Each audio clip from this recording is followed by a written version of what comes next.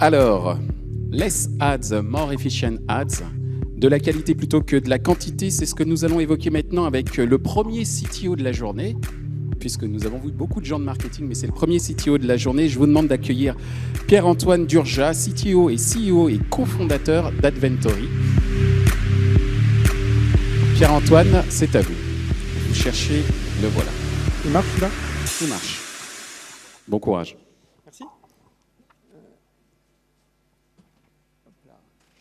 Alors, on était venu l'année dernière vous parler de Mad Men versus Mad Men. Je ne sais pas si vous en souvenez, pour ceux qui étaient là.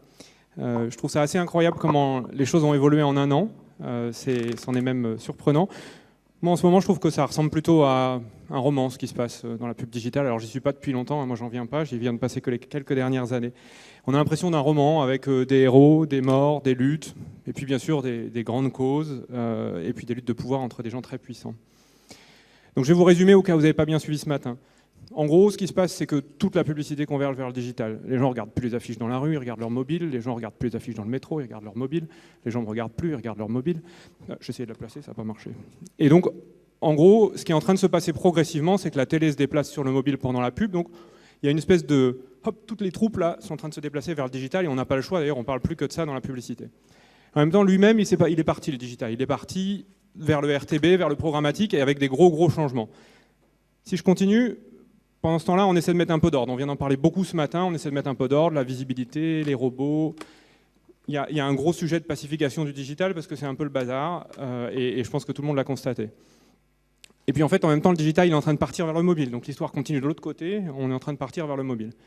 Finalement, au milieu de tout ça, on était tous en train de bien rigoler, mais en fait, les internautes ont pris le pouvoir dans notre dos et donc maintenant, on a les adblockers sur le dos. Il va falloir faire avec. Voilà, si vous avez raté le décor de ce matin, à peu près où on en est. Et donc, il faut continuer à faire de la publicité là-dedans. Plus dans un truc qui a 10 ans. Il y a 10 ans, c'était pas vraiment comme ça. Donc, je vais vous, du coup, parler un peu... Pardon, je vais me mettre ici parce que j'ai besoin de poser. Donc, la question que je voulais évoquer aujourd'hui, c'est comment on peut tirer le maximum de chaque impression. C'est-à-dire que si on se retrouve à court de moyens en permanence, si jamais on n'a plus autant de publicité que prévu, la question, c'est plus... comment j'en fais plus, mais comment, avec ce que j'ai, j'en tire le maximum.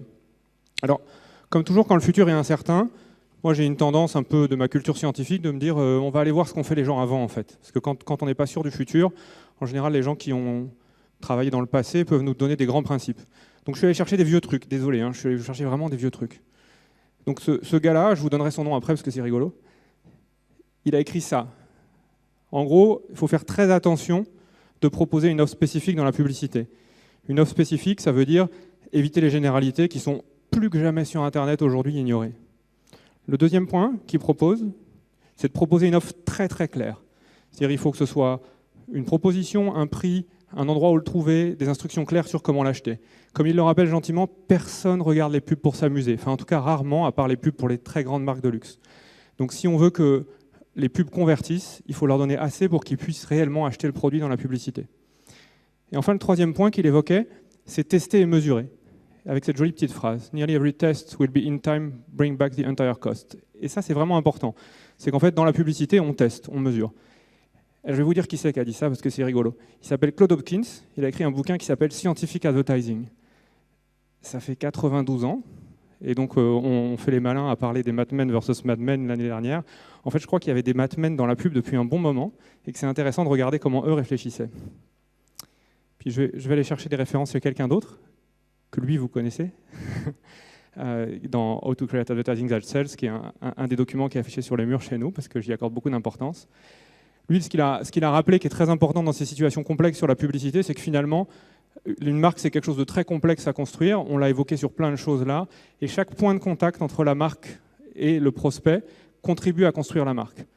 Et donc, je vais prendre deux petites choses très simples. La première qu'il a dit, qui est assez brutale, si votre pub est moche, les gens vont croire que le produit est moche. Oui, je sais, ça a l'air simple dit comme ça, mais c'est terriblement vrai. C'est-à-dire que quand on voit le nombre de publicités moches qu'on voit sur Internet aujourd'hui, il doit y avoir vraiment beaucoup de produits moches.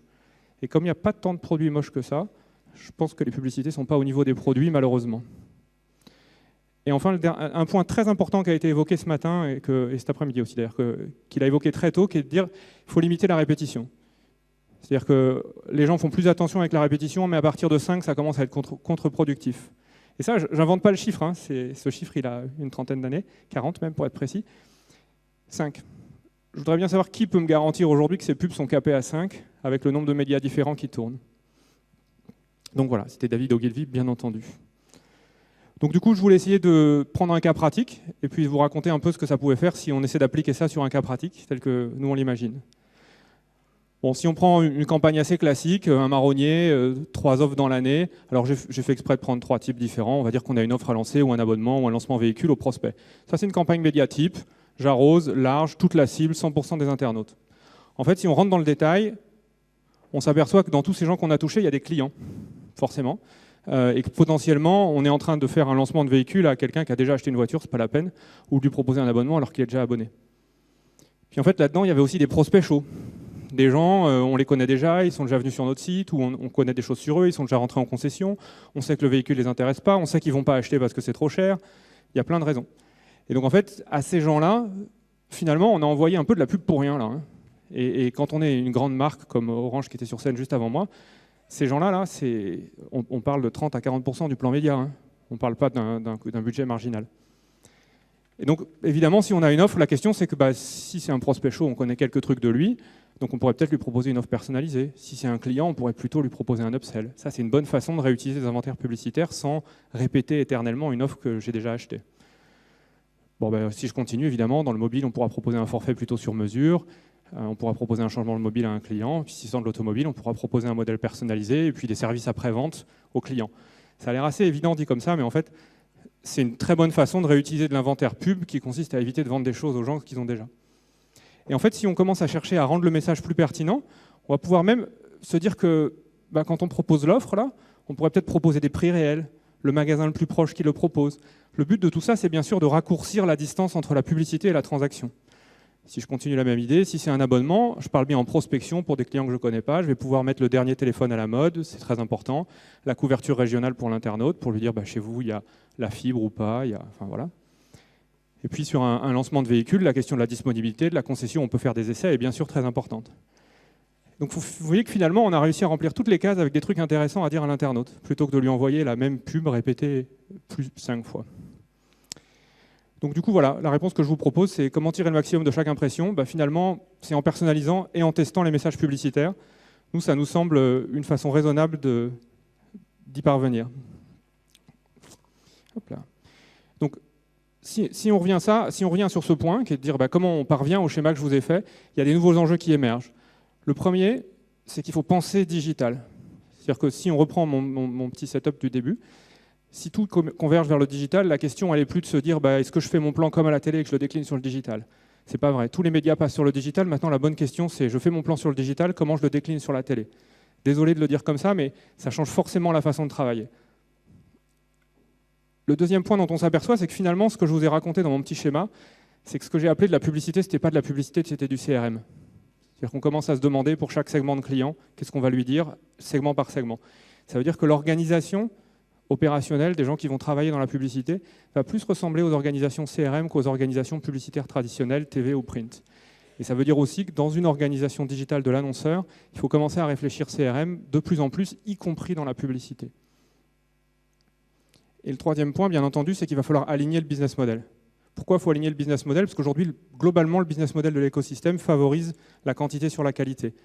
Quasiment tout est indexé sur l'achat média, et donc mécaniquement, plus il y a d'achat média, plus tout le monde gagne d'argent, surtout les intermédiaires. Et donc ça veut dire que le business model, il doit être lui-même aligné sur cette problématique de qualité contre quantité. Et je pense que l'alignement du business model contribuera, si je reprends l'intervention de tout à l'heure, aussi à réduire les problèmes d'adblock. Aujourd'hui, les adblockers sont aussi là parce que le business est fait de telle façon qu'on gagne d'autant plus d'argent qu'on a d'inventaire, ce qui évidemment ne contribue pas à limiter la publicité.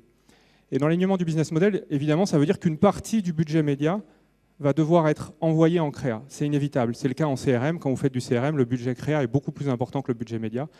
Et ça veut aussi dire qu'il va falloir réarbitrer et arrêter de rentrer dans des poches différentes, le budget média et le budget créa, puisqu'en fait, potentiellement, la créa peut refaire gagner beaucoup de performance aux médias. Voilà, merci de votre attention.